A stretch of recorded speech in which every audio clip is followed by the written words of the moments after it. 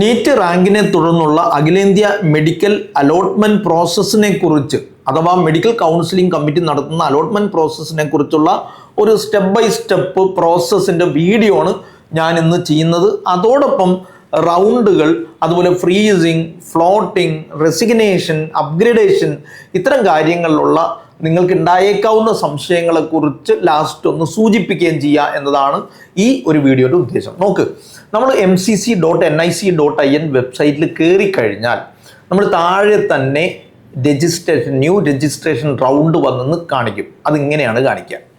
ആ round new registration round 1 എന്നുള്ള ലിങ്കിൽ ക്ലിക്ക് ചെയ്ത് കഴിഞ്ഞാൽ പിന്നെ പോകുന്നത് ഒരു ഡിസ്ക്ലെയിമറിലേക്കായിരിക്കും. അതിൽ ഈ പാസ്വേഡ് സെറ്റുമായിട്ട് ബന്ധപ്പെട്ടത്, അതുപോലെ തന്നെ പ്രോസസ്സിൽ പങ്കെടുക്കേണ്ടതുമായിട്ട് ബന്ധപ്പെട്ട കാര്യങ്ങളിൽ താഴെ എഗ്രി ഓർ ഡോണ്ട് എഗ്രി എന്നുള്ള ഒരു ചോയ്സ് ഉണ്ട്.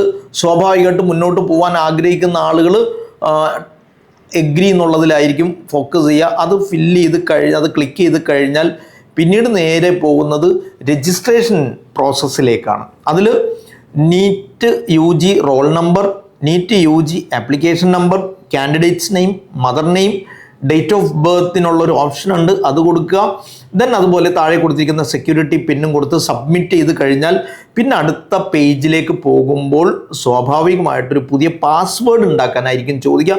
അത് പാസ്വേഡിന് മാത്രമായിട്ടുള്ളതാണ്. അതിൽ നിങ്ങളുടെ റോൾ നമ്പറും ആപ്ലിക്കേഷൻ നമ്പറും പേരും മദറിൻ്റെ നെയിമും ഡേറ്റ് ഓഫ് ബർത്തും കാണിച്ചിട്ടുണ്ടാവും. അതിൽ തെറ്റൊന്നുമില്ല എന്ന് ഉറപ്പ് വരുത്തുകയും പുതിയ പാസ്വേഡ് ആഡ് ചെയ്ത് രജിസ്റ്റർ ചെയ്ത് പുതിയ പാസ്വേഡ് കൊടുക്കുമ്പോൾ തീർച്ചയായിട്ടും നിങ്ങളത് എവിടെയെങ്കിലും ഒന്ന് നോട്ട് ചെയ്ത് എഴുതി വെക്കണം.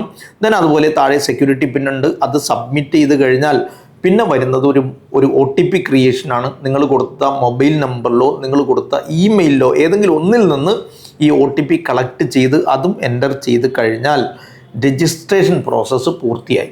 ഈ രജിസ്ട്രേഷൻ പ്രോസസ്സ് പൂർത്തിയായി കഴിഞ്ഞാൽ പിന്നെ വരുന്നത് എന്താ? ആപ്ലിക്കൻറ്റിൻ്റെ details, qualification details, counselling details, ഈ 3 കൃത്യമായിട്ട് ചേർക്കണം. എന്താണ് ആപ്ലിക്കൻറ്റിൻ്റെ ഡീറ്റെയിൽസ് എന്നുള്ളത് ഞാൻ കാണിക്കുന്നുണ്ട്, അത് കാണുക, അത് ശ്രദ്ധിക്കുക, അത് ശ്രദ്ധിച്ച് ചെയ്യുക. ആപ്ലിക്കൻറ്റിൻ്റെ ഡീറ്റെയിൽസ് എന്ന് പറയുമ്പോൾ ജെൻഡർ, നാഷണാലിറ്റി, റിലീജിയൻ, കാറ്റഗറി. ഇവിടെ ശ്രദ്ധിക്കേണ്ട ഒരു കാര്യം, ഈ ഘട്ടത്തിലാണ് AFMC അപ്ലൈ ചെയ്യാൻ നിങ്ങൾക്ക് താല്പര്യമുണ്ടോ ഇല്ലേ എന്ന് സൂചിപ്പിക്കുന്നത്. ആംഡ് ഫോഴ്സിൽ അപ്ലൈ ചെയ്യാൻ നിങ്ങൾ ആംഡ് ഫോഴ്സിലോ മിലിറ്ററിയിലോ സെർവ് ചെയ്ത ആളുകളാവണം എന്നില്ല. ഇനി മിലിറ്ററിയിൽ സെർവ് ചെയ്ത ആളാണെങ്കിൽ അത് വേണമെങ്കിൽ നിങ്ങൾക്ക് കാണിക്കാം, അതവിടെ താഴെ കൊടുത്തിട്ടിരിക്കുന്നുണ്ട് AFMCയുടെ താഴെ. ആ ഡീറ്റെയിൽസ് കഴിഞ്ഞാൽ പിന്നെ ക്വാളിഫിക്കേഷൻ ഡീറ്റെയിൽസ്, 12th ഏതാണ്, സ്റ്റേറ്റ് ഏതാണ്, അല്ലെങ്കിൽ സ്കൂൾ ഏതാണെന്ന് കാണിക്കണം. പാസിംഗ് ഇയർ കാണിക്കണം, റോൾ നമ്പർ കാണിക്കണം, പാസിംഗ് സ്റ്റേറ്റ് കാണിക്കണം, എവിടെ നിന്നാണ് പാസ്സായത്, സ്കൂൾ നെയിം, സ്കൂൾ പിൻകോഡ് ചേർക്കുക. അതുപോലെ അതിൻ്റെ തൊട്ട് താഴെ ഫിസിക്സ്, കെമിസ്ട്രി, ബയോളജിയുടെ മാർക്ക് ആഡ് ചെയ്യുന്നു. അത് നിങ്ങളുടെ എലിജിബിലിറ്റി ക്ലിയർ ആണോ എന്ന് നോക്കാൻ വേണ്ടി മാത്രമാണ് അത്. അത് കൊടുത്തു കഴിഞ്ഞാൽ പിന്നെ വരുന്ന കൗൺസിലിംഗ് ഡീറ്റെയിൽസ് ആണ്. ഈ കൗൺസിലിംഗ് ഡീറ്റെയിൽസ് ഓൾ ഇന്ത്യ കോട്ട കൊടുത്തിട്ടുണ്ട്. അതുപോലെ AFMC നമ്മൾ ടിക്ക് ചെയ്തിട്ടുണ്ടെങ്കിൽ അത് ഓൾറെഡി അത് കാണിച്ചിട്ടുണ്ടാവും. ടിക്ക് ചെയ്തിട്ടുണ്ടെങ്കിൽ അത് ഹൈലൈറ്റഡ് അല്ലാതെ പാസീവായിട്ട് കിടപ്പുണ്ടാവും. അതിൻ്റെ തൊട്ട് താഴെ പിന്നെ വരുന്നത് BSc നഴ്സിംഗ്, സെൻട്രൽ ഇൻസ്റ്റിറ്റ്യൂട്ടുള്ള BSc നഴ്സിംഗ് ഉണ്ട്, അതാണ് ചോദിക്കുന്നത്. പിന്നെ നോക്കും നിങ്ങൾ ഡീംഡ് യൂണിവേഴ്സിറ്റി, നിങ്ങൾക്ക് താല്പര്യം ഉണ്ടെങ്കിൽ മാത്രം ഡീംഡ് യൂണിവേഴ്സിറ്റി കൊടുക്കുക. ഡീംഡ് യൂണിവേഴ്സിറ്റി കൊടുത്താൽ 2 ലക്ഷം രൂപ ഫീസ് ആവും എന്നുള്ളത് മനസ്സിലാക്കുക. ഓപ്പൺ സീറ്റ് എയിംസിൻ്റെത്, BHU, അലീഗ് മുസ്ലിം യൂണിവേഴ്സിറ്റി, അതുപോലെ ഓപ്പൺ ജിപ്മറിൻ്റെത്, ജാമിയ, അങ്ങനത്തെ ഇൻസ്റ്റിറ്റ്യൂട്ടുകളുടെ ഒരു ലിസ്റ്റ് കൊടുത്തിട്ടുണ്ട്. അതും നിങ്ങൾ ക്ലിക്ക് ചെയ്യണം. ഓൾ ഇന്ത്യ കോട്ടയും ഓപ്പൺ സീറ്റും എന്തായാലും ക്ലിക്ക് ചെയ്യണം. അത് ക്ലിക്ക് ചെയ്ത് കഴിഞ്ഞാൽ താഴെ ഫീസ് കാണിച്ചിട്ടുണ്ടാവും. അത് സെലക്ട് ചെയ്ത് മുന്നോട്ട് പോയി കഴിഞ്ഞാൽ പിന്നെ നമ്മൾ ഒരു അഡ്രസ്സ്, കോണ്ടാക്ട് ഡീറ്റെയിൽസ് നോക്കണം, അത് ചെക്ക് ചെയ്യണം. അതിൻ്റെ താഴെ തന്നെ കറസ്പോണ്ടൻസ് അഡ്രസ്സും ഉണ്ടാവും, അത് സെയിം ആയിട്ട് കാണിക്കാം. അപ്പോൾ കറസ്പോണ്ടൻറ്റ് അഡ്രസ്സും പെർമനൻറ്റ് അഡ്രസ്സും സെയിം ആയിട്ട് കാണിച്ച് കഴിഞ്ഞാൽ ആ അഡ്രസ്സ് ഒന്ന് ചെക്ക് ചെയ്യുക, അതൊന്ന് എഴുതുക, കൃത്യമായിട്ട് പൂരിപ്പിക്കുക, ഫില്ല് ചെയ്യുക. അത് കഴിഞ്ഞതിന് ശേഷം നിങ്ങളുടെ പ്രൊഫൈലിലേക്ക് ഡയറക്റ്റ് പോവും. ആ പ്രൊഫൈൽ നിങ്ങൾ അതൊന്ന് റിവ്യൂ ചെയ്യുക, അത് പ്രിവ്യൂവിന് വേണ്ടിയുള്ളതാണ്. ആ ഡീറ്റെയിൽസ് മുഴുവൻ ചെക്ക് ചെയ്ത് കഴിഞ്ഞ് നിങ്ങൾ ഫൈനൽ സബ്മിഷന് കൊടുക്കാം. ഫൈനൽ സബ്മിറ്റ് ഡിക്ലറേഷൻ ഫില്ല് ചെയ്ത് ചെക്ക് ചെയ്ത് ഫൈനൽ സബ്മിറ്റ് കഴിഞ്ഞാൽ പിന്നെ നിങ്ങൾ ഓൺലൈൻ പേയ്മെൻറ്റിലേക്ക് പോകും. ഈ ഓൺലൈൻ പേയ്മെൻറ്റ് എന്ന് പറഞ്ഞാൽ ഡിപ്പെൻസ്. ഇപ്പോൾ ഡീംഡ് യൂണിവേഴ്സിറ്റി സെലക്ട് ചെയ്ത ആളുകൾ 2,11,000 മിക്കവാറും കൊടുക്കേണ്ടി വരും. അത് ജനറൽ കാൻഡിഡേറ്റ് ആണെങ്കിൽ അതിൽ 1000 രൂപ നോൺ റീഫണ്ടബിൾ ആയിരിക്കും എന്നത് പ്രത്യേകം നിങ്ങൾ എന്ത് ചെയ്യുക, ശ്രദ്ധിക്കുക. ദെൻ അതുപോലെ തന്നെ ഒരു 5000 രൂപ രജിസ്ട്രേഷൻ ഫീസും അതിലുണ്ടാവും ഡീംഡ് കൊടുത്തിട്ടുണ്ടെങ്കിൽ. ദെൻ മറ്റൊന്ന് ജനറൽ ആണെങ്കിൽ 11,000 രൂപ ഫീസ്, 1000 രൂപ നോൺ റീഫണ്ടബിൾ ആണ്, 10,000 രൂപ റീഫണ്ടബിൾ ആയിരിക്കും അഡ്മിഷൻ കിട്ടിയില്ലെങ്കിൽ. ദെൻ പിന്നുള്ളത് OBC അതുപോലെ SC ST കാൻഡിഡേറ്റ്സിനുള്ളതാണ് 5500 ആണ്. അതിൽ 500 നോൺ റീഫണ്ടബിൾ ആണ്, ബാക്കി 5000 നമുക്ക് സീറ്റ് കിട്ടിയില്ലെങ്കിൽ തിരിച്ചു കിട്ടും. അപ്പോൾ ഫീസ് ഇതാണ്. ഈ ഫീസ് നിങ്ങൾ ഓൺലൈനായിട്ട് പേ ചെയ്യണം. നിങ്ങൾ പേ ചെയ്യുമ്പോൾ ശ്രദ്ധിക്കേണ്ട ഒരു കാര്യം, നിങ്ങൾ ഡെബിറ്റ് കാർഡോ ക്രെഡിറ്റ് കാർഡോ വെച്ചാണ് ചെയ്യുന്നതെങ്കിൽ ക്രെഡിറ്റ് കാർഡും ഡെബിറ്റ് കാർഡും ഓട്ടോമാറ്റിക്കലി ഓൺലൈൻ പേയ്മെൻറ്റ്, നിങ്ങൾ പറയും വളരെ നിഷ്കളങ്കമായ നമ്മൾ ATM ഇട്ട് പൈസ കിട്ടിയല്ലോ അത് കുഴപ്പമില്ലല്ലോ. അങ്ങനല്ല. ATM ട്രാൻസാക്ഷനും ഓൺലൈനായിട്ട് നമ്മൾ സൈറ്റുകളിൽ കയറിയുള്ള ട്രാൻസാക്ഷനും ഡിഫറെൻ്റ് ആണ്. ഒട്ടുമിക്ക കാർഡുകളുടെയും ഈ നെറ്റിൽ ഉള്ള അല്ലെങ്കിൽ ഓൺലൈൻ സൈറ്റുകൾ ത്രൂ ഉള്ള പേയ്മെൻറ്റുകൾ ബ്ലോക്ക് ചെയ്ത് ഡീഫോൾട്ടായിട്ട് ബ്ലോക്ക് ചെയ്തിട്ടിട്ടുണ്ടാവും. അപ്പോൾ നിങ്ങളിത് ചെയ്യുന്നതിന് മുമ്പ് ബാങ്കുകളിൽ കോൺടാക്ട് ചെയ്ത് നിങ്ങളുടെ ATM കാർഡ് ഡെബിറ്റ് കാർഡോ ക്രെഡിറ്റ് കാർഡോ ഓൺലൈൻ ട്രാൻസാക്ഷൻ ബാർഡല്ല, അത് നിരോധിച്ചിട്ടില്ല എന്ന് ഉറപ്പ് വരുത്തി. അങ്ങനെ ഉണ്ടെങ്കിൽ ബാൻഡാണ് എങ്കിൽ അതൊന്ന് അവരോട് ആക്റ്റീവ് ആക്കി തരാൻ പറയാം. അതിൻ്റെ ഒരു പരിധി നിങ്ങൾ 5000-ൻ്റെ ആളാണെങ്കിൽ 5000-ന് മേലെയും, അതുപോലെ തന്നെ 11,000-ൻ്റെ ആളാണെങ്കിൽ 11,000-ൻ്റെ മേലെയും, ദെൻ അതുപോലെ 2,00,000-ൻ്റെ മേലെ ആണെങ്കിൽ 2,00,000-ൻ്റെ മേലെയുള്ള ഫീസിൽ വരുന്നതാണെങ്കിൽ അതിൻ്റെ മേലേക്കും ആഡ് ചെയ്ത് പരിധി നിശ്ചയിച്ച് വെച്ചതിന് ശേഷം ഈ ഓൺലൈൻ ട്രാൻസാക്ഷന് ഇറങ്ങാം. ഓൺലൈൻ ട്രാൻസാക്ഷനും കൂടി കഴിഞ്ഞ് ഫീ അടച്ച് കഴിഞ്ഞാൽ പിന്നെ വരുന്ന ചോയ്സിലേക്കായിരിക്കും. രജിസ്ട്രേഷൻ്റെ ടൈമിന് ചോയ്സ് സാധാരണ നിലക്ക് നമ്മളിപ്പോൾ സ്റ്റാർട്ട് ചെയ്യാൻ പറഞ്ഞിരിക്കുന്നത് രജിസ്ട്രേഷൻ പ്രോസസ്സ് എന്തായാലും ഒരു ഇന്ന് 4-ാം തീയതി തുടങ്ങും എന്നാണ് പറഞ്ഞിരിക്കുന്നത്. പക്ഷേ 4-ാം തീയതി മിക്കവാറും 5-ാം തീയതി ആവാൻ സാധ്യതയുണ്ട്. ഇതുവരെ വന്നിട്ടില്ല. അതിൻ്റെ സ്ക്രീൻഷോട്ട് ഞാൻ നോക്കിയിരുന്നു, സൈറ്റിൽ കയറി വന്നിട്ടില്ല. ദെൻ അത് കുറച്ച് വൈകും, ചിലപ്പോൾ നാളെ ആയിരിക്കും സ്റ്റാർട്ട് ചെയ്യുക. ഇനി നാളെ സ്റ്റാർട്ട് ചെയ്താലും സത്യത്തിൽ ചോയ്സ് ഫില്ലിംഗ് നാളെയാണ് സ്റ്റാർട്ട് ചെയ്യേണ്ടത്.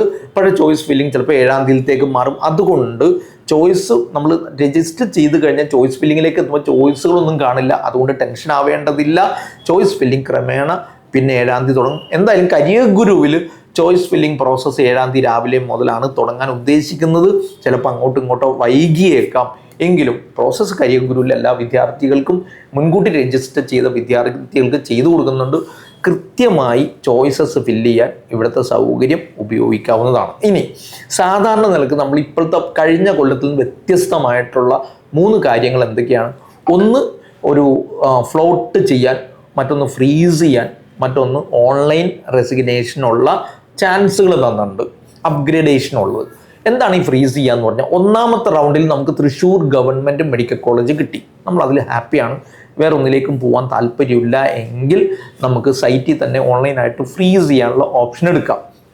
ഫ്രീസ് ചെയ്യാനുള്ള ഓപ്ഷൻ എടുത്തു കഴിഞ്ഞാൽ നമ്മൾ ഡോക്യുമെൻറ്റുകൾ അപ്ലോഡ് ചെയ്യണം. റിക്വയർഡ് ഡോക്യുമെൻറ്റുകൾ അതിൽ തന്നെ പറഞ്ഞിട്ടുണ്ട്. ഈ പ്രോസ്പെക്ടസിൽ നോക്കിക്കഴിഞ്ഞാൽ കാണാം. അതൊന്ന് അപ്ലോഡ് ചെയ്യാം. അപ്ലോഡ് ചെയ്ത് കഴിഞ്ഞിട്ട് പിന്നെ നിങ്ങൾ എന്ത് ചെയ്യണം, അതിൻ്റെ പ്രൊവിഷണൽ അഡ്മിഷൻ ലെറ്റർ ഉണ്ടാവും, അത് ഡൗൺലോഡ് ചെയ്തെടുത്ത് അതും കൊണ്ട് പറഞ്ഞ സമയത്തിനുള്ളിൽ കോളേജിൽ പോയി ജോയിൻ ചെയ്യേണ്ടത് നിർബന്ധമാണ്. ദെൻ ഫ്രീസ് ചെയ്താൽ ഫിസിക്കലി റിപ്പോർട്ട് ചെയ്യണം. ദെൻ 3rd അലോട്ട്മെൻറ്റും 2nd അലോട്ട്മെൻറ്റും 3rd അലോട്ട്മെൻറ്റും കഴിഞ്ഞിട്ട് റിപ്പോർട്ട് ചെയ്താൽ പോരെ എന്ന് ചിന്തിക്കരുത്. നിങ്ങൾ ഏത് ഘട്ടത്തിലാണോ ഫ്രീസ് ചെയ്യുന്നത് ആ ഫ്രീസ് ചെയ്യുന്ന ഘട്ടത്തിൽ പറഞ്ഞിരിക്കുന്ന ടൈം ഏതാണോ ജോയിൻ ചെയ്യാൻ, ആ ടൈമിൽ ജോയിൻ ചെയ്യാം. വൺസ് ഫ്രീസ് ചെയ്ത് കഴിഞ്ഞാൽ പിന്നെ നിങ്ങൾ അടുത്തതിലേക്ക് എന്ത് ചെയ്യാൻ പറ്റില്ല, മാറാൻ പറ്റില്ല. പിന്നെ ചെയ്യാം, നിങ്ങൾക്ക് ജോയിൻ ചെയ്ത കോളേജിൽ പോയി റെസിഗ്നേഷൻ കൊടുത്ത് അടുത്ത റൗണ്ടിൽ വേണമെങ്കിൽ എന്ത് ചെയ്യാം, പങ്കെടുക്കാം. ദെൻ റെസിഗ്നേഷൻ കൊടുത്തു കഴിഞ്ഞാൽ പിന്നെ അലോട്ട്മെൻറ്റ് പ്രോസസ് രണ്ടാമത്തെ ആ സീറ്റ് നിങ്ങൾക്ക് ക്ലെയിം ചെയ്യാൻ പറ്റില്ല. ഫിസിക്കലി റെസിഗ്നേഷൻ കൊടുത്തു കഴിഞ്ഞാൽ പിന്നെ നിങ്ങൾ രണ്ടാമത് എന്ത് ചെയ്യണം, വീണ്ടും ആദ്യം മുതൽ രജിസ്റ്റർ ചെയ്ത് അടുത്ത അലോട്ട്മെൻറ്റുകളിൽ പങ്കെടുക്കാം. ഇനി അടുത്തത് 2ാമത്തത് ഫ്ലോട്ട് ചെയ്യലാണ്. ഇപ്പോൾ നിങ്ങൾക്ക് തൃശ്ശൂർ കിട്ടി. തൃശ്ശൂർ കിട്ടിക്കഴിഞ്ഞതിന് ശേഷം നിങ്ങൾക്ക് ഫ്ലോട്ട് ചെയ്യാം. എന്ന് വെച്ചാൽ തൃശ്ശൂർ എനിക്ക് ഓക്കെയാണ്, പക്ഷേ അടുത്ത ഘട്ട അലോട്ട്മെൻറ്റിലേക്ക് പോകാൻ താല്പര്യമുണ്ട് എങ്കിൽ നിങ്ങൾ ഫ്ലോട്ട് ചെയ്യാനുള്ള ഓപ്ഷൻ കൊടുത്ത് അപ്ഗ്രേഡേഷൻ ഓപ്ഷനും കൂടി ഫില്ല് ചെയ്ത് കഴിഞ്ഞാൽ, സബ്മിറ്റ് ചെയ്താൽ പിന്നെ ഡോക്യുമെൻറ്റ് സബ്മിറ്റ് ചെയ്യണം. ഡോക്യുമെൻ്റ് സബ്മിറ്റ് ചെയ്ത് കഴിഞ്ഞിട്ട് പ്രൊവിഷണൽ അലോട്ട്മെൻറ്റ് ലെറ്റർ അതിൽ നിന്ന് നമുക്ക് ഡൗൺലോഡ് ചെയ്ത് കയ്യിൽ വെക്കാം. ദെൻ അടുത്ത ഘട്ടത്തിലേക്ക് പോകും. അടുത്ത ഘട്ടത്തിലേക്ക് പോകുമ്പോൾ അടുത്ത ഘട്ടത്തിൽ നിങ്ങൾ സെലക്റ്റഡ് ആയാൽ നിങ്ങൾ ഓൾറെഡി ഡോക്യുമെൻ്റ് സബ്മിറ്റ് ചെയ്തതുകൊണ്ട് പിന്നെ നിങ്ങൾ ഡോക്യുമെൻ്റ് സബ്മിറ്റ് ചെയ്യേണ്ടതില്ല. പക്ഷേ രണ്ടാം ഘട്ടത്തിൽ നിങ്ങൾ മാറിയിട്ടുണ്ടെങ്കിൽ ആ കോളേജിൻ്റെ അഡ്മിഷൻ ലെറ്റർ കൂടി ഡൗൺലോഡ് ചെയ്ത് എടുക്കണം. ദെൻ പ്രൊവിഷണൽ അലോട്ട്മെൻറ്റ് ലെറ്റർ ഉണ്ടാവും മാറിയിട്ടുണ്ടെങ്കിൽ. ഇനി മാറിയിട്ടില്ലെങ്കിൽ നിങ്ങൾ ഓൾറെഡി അലോട്ട് ചെയ്തിരിക്കുന്ന കോളേജ് തന്നെയായിരിക്കും അവിടെ ഉണ്ടാവുക, അത് നിങ്ങൾക്ക് മാറില്ല. നിങ്ങൾ വീണ്ടും അപ്ഗ്രേഡേഷൻ കൊടുത്ത് തേർഡ് റൗണ്ടിലേക്ക് എന്ത് ചെയ്യണം, പോകണം, ഫ്ലോട്ട് ചെയ്യണം. ദെൻ അങ്ങനെ ഫ്ലോട്ട് ചെയ്ത് കഴിഞ്ഞ് മൂന്നാമത്തെ ഘട്ടത്തിൽ അലോട്ട്മെൻറ്റ് കഴിഞ്ഞാൽ നിങ്ങൾ ശ്രദ്ധിക്കേണ്ട ഒരു കാര്യം, മൂന്നാമത്തെ ഘട്ടം അലോട്ട്മെൻറ്റ് കഴിഞ്ഞാൽ നിർബന്ധമായിട്ടും കോളേജിൽ ജോയിൻ ചെയ്യണം, ചെയ്യാതിരിക്കാൻ പറ്റില്ല. ഇനി അഥവാ നിങ്ങൾ പോയി ജോയിൻ ചെയ്തില്ല എങ്കിൽ അഡ്മിഷൻ കിട്ടി, അലോട്ട്മെൻറ്റ് ലെറ്റർ എടുത്തു, ദെൻ ഡോക്യുമെൻറ്റ് സബ്മിറ്റ് ചെയ്തു, നിങ്ങൾ പോയില്ല എങ്കിൽ അടുത്ത റൗണ്ട് അലോട്ട്മെൻറ്റിൽ നിങ്ങൾ പങ്കെടുപ്പിക്കില്ല. സ്ട്രേ വേക്കൻസി അലോട്ട്മെൻറ്റിൽ നിന്ന് നിങ്ങൾ ലിസ്റ്റിൽ നിന്ന് ഔട്ടാകും. അത് പ്രത്യേകം നിങ്ങൾ ശ്രദ്ധിക്കുക. ഇനി നിങ്ങൾ ഫസ്റ്റ് സെക്കൻഡും തേർഡൊക്കെ കഴിഞ്ഞ് സ്ട്രേ വേക്കൻസിയിൽ പങ്കെടുത്തു, അതിലൊന്നും കിട്ടിയില്ല എന്ന് വിചാരിക്കാം. മൂന്നാമത്തെ റൗണ്ട് കിട്ടിയ ആളുകൾ ജോയിൻ ചെയ്താലും ഇല്ലെങ്കിലും നിങ്ങൾക്ക് സ്ട്രേ വേക്കൻസിയിൽ പങ്കെടുക്കാൻ പറ്റില്ല എന്നുള്ളത് പ്രത്യേകം എന്ത് ചെയ്യേണ്ടതുണ്ട്, ശ്രദ്ധിക്കേണ്ടതുണ്ട്. സ്ട്രേ വേക്കൻസി ലിസ്റ്റിൽ രജിസ്റ്റർ ചെയ്യുന്നതിന് മുമ്പ്, രജിസ്ട്രേഷൻ പ്രോസസ്സ് സ്റ്റാർട്ട് ചെയ്യുന്നതിന് മുമ്പ് സെൻറ്റർ സ്റ്റേറ്റുമായിട്ട് കമ്മ്യൂണിക്കേറ്റ് ചെയ്ത് നിങ്ങൾ ലിസ്റ്റഡ് കാൻഡിഡേറ്റ്സ്, തേർഡ് റൗണ്ടിൽ ലിസ്റ്റഡ് കാൻഡിഡേറ്റ്സിൻ്റെ ഡീറ്റെയിൽസ് കൈമാറും. അങ്ങനെ കൈമാറുമ്പോൾ ആ ലിസ്റ്റിൽ ഏതെങ്കിലും ഒന്നിൽ നിങ്ങളുണ്ടെങ്കിൽ സ്ട്രേ വേക്കൻസിയിൽ നിങ്ങൾക്ക് എന്ത് ചെയ്യാൻ പറ്റില്ല, പങ്കെടുക്കാൻ പറ്റില്ല എന്നുള്ളത് പ്രത്യേകം നിങ്ങൾ എന്ത് ചെയ്യുക, ശ്രദ്ധിക്കുക. ഇനി സ്ട്രേ വേക്കൻസിയിൽ നിങ്ങൾക്ക് സീറ്റ് കിട്ടി എന്ന് വിചാരിക്കുക, സീറ്റ് കിട്ടി നിങ്ങൾ ജോയിൻ ചെയ്താലും ഇല്ലെങ്കിലും ദെൻ ജോയിൻ ചെയ്തില്ലെങ്കിൽ, ഓൾ ഇന്ത്യയിൽ ജോയിൻ ചെയ്തില്ലെങ്കിൽ ഫർദർ റൗണ്ടിൽ നിങ്ങൾക്ക് എന്തായാലും പങ്കെടുക്കാൻ പറ്റില്ല. എന്ന് മാത്രമല്ല, സ്ട്രേ വേക്കൻസി ലിസ്റ്റിൽ ഓൾ ഇന്ത്യയിൽ ലിസ്റ്റ് വന്ന ഒരാൾ സ്വാഭാവികമായിട്ട് സെൻറ്റർ എന്ത് ചെയ്യും, ഈ ലിസ്റ്റ് നിങ്ങൾക്ക് സ്റ്റേറ്റിലേക്ക് അയക്കും. സ്റ്റേറ്റിലേക്ക് അയച്ചു കഴിഞ്ഞാൽ സ്റ്റേറ്റിൻ്റെ തുടർന്നുള്ള അലോട്ട്മെൻറ്റ്, സ്ട്രേ വേക്കൻസി അലോട്ട്മെൻറ്റിലൊന്നും പിന്നെ ആ ക്യാൻഡിഡേറ്റിന് പങ്കെടുക്കാൻ പറ്റില്ല എന്നുള്ളത് പ്രത്യേകം ശ്രദ്ധിക്കുക. അതുകൊണ്ട് സൂക്ഷ്മമായി ഈ ഫ്ലോട്ടിങ്ങും ഫ്രീസിങ്ങും റെസിഗ്നേഷനും അപ്ഗ്രേഡേഷനും ഒക്കെ നിങ്ങൾ ഉപയോഗിക്കുക. സ്ട്രേ വേക്കൻസി അലോട്ട്മെൻറ്റ് വരെ പോകണ്ടേ എന്ന് ആലോചിക്കുക. ലാസ്റ്റ് റൗണ്ടിൽ എന്തായാലും ഒരു ബോർഡർ ലൈൻ സ്കോറിൽ നിൽക്കുന്ന ആളുകളാണ്. ഈ രണ്ടും ഒരുപോലെ നിങ്ങൾക്ക് സ്ട്രേ വേക്കൻസി അലോട്ട്മെൻറ്റ് വരെ പോവാം. ഏതാണോ ആദ്യം കിട്ടുന്ന അത് കൺഫേം ചെയ്തതിന് ശേഷം ബാക്കിയുള്ളത് ഒഴിവാക്കുന്നതാണ് നല്ലത് എന്നത് പ്രത്യേകം ശ്രദ്ധിക്കുക. ഇനി സെൻട്രൽ സ്ട്രേ വേക്കൻസി ലിസ്റ്റ് നിങ്ങൾ പങ്കെടുത്ത് അലോട്ടഡ് ആയാൽ ഓട്ടോമാറ്റിക്കായിട്ട് സ്റ്റേറ്റ് അലോട്ട്മെൻറ്റിൽ നിന്ന് നിങ്ങൾ ഔട്ടാവും. അടുത്ത ഫർദർ അലോട്ട്മെൻറ്റിൽ പങ്കെടുക്കാൻ പറ്റില്ല എന്നുള്ളത് നിങ്ങൾക്കറിയാം. അതുകൊണ്ട് അലോട്ട്മെൻറ്റ് പ്രോസസ്സിൻ്റെ വിവിധ ഘട്ടങ്ങളെ കൃത്യമായിട്ട് ഉപയോഗപ്പെടുത്താൻ ശ്രദ്ധിക്കുക. ചോയ്സ് ഫില്ല് ചെയ്യുമ്പോൾ കൃത്യമായിട്ട് കൺവെൻസും അതുപോലെ യാത്രാ സൗകര്യങ്ങളും കോളേജിൻ്റെ സ്റ്റാൻഡേർഡും വെച്ചുകൊണ്ട് കൃത്യമായൊരു ചോയ്സ് ഫില്ല് ചെയ്യുക. ഒരിക്കലും നിങ്ങൾ ആഗ്രഹിക്കാത്ത കോഴ്സോ സ്ഥലമോ കോളേജിൽ കൊടുക്കരുത്. കൊടുത്തു കഴിഞ്ഞാൽ നിങ്ങൾ ബുദ്ധിമുട്ടി പോകും എന്നത് പ്രത്യേകം ശ്രദ്ധിക്കുക. ഈ കാര്യങ്ങൾ പരിഗണിച്ചുകൊണ്ട് ചോയ്സസ് കൃത്യമായി ഫില്ല് ചെയ്യാൻ നിങ്ങൾക്കാവട്ടെ എന്ന് ആശംസിക്കുന്നു. എന്തെങ്കിലും സൗകര്യങ്ങൾ ആവശ്യമുണ്ടെങ്കിൽ കരിയഗുരു ഓഫീസിൽ വന്ന് ചെയ്യാം. ഞാനിത് പറഞ്ഞ് തീരുമ്പോഴത്തേക്കും രജിസ്ട്രേഷൻ പ്രോസസ്സ് സ്റ്റാർട്ട് ചെയ്തിട്ടുണ്ട് എന്നുള്ള അറിയിപ്പ് വന്നിട്ടുണ്ട്. സൈറ്റിൽ അത് ആക്റ്റീവ് ആയിട്ടുണ്ട്.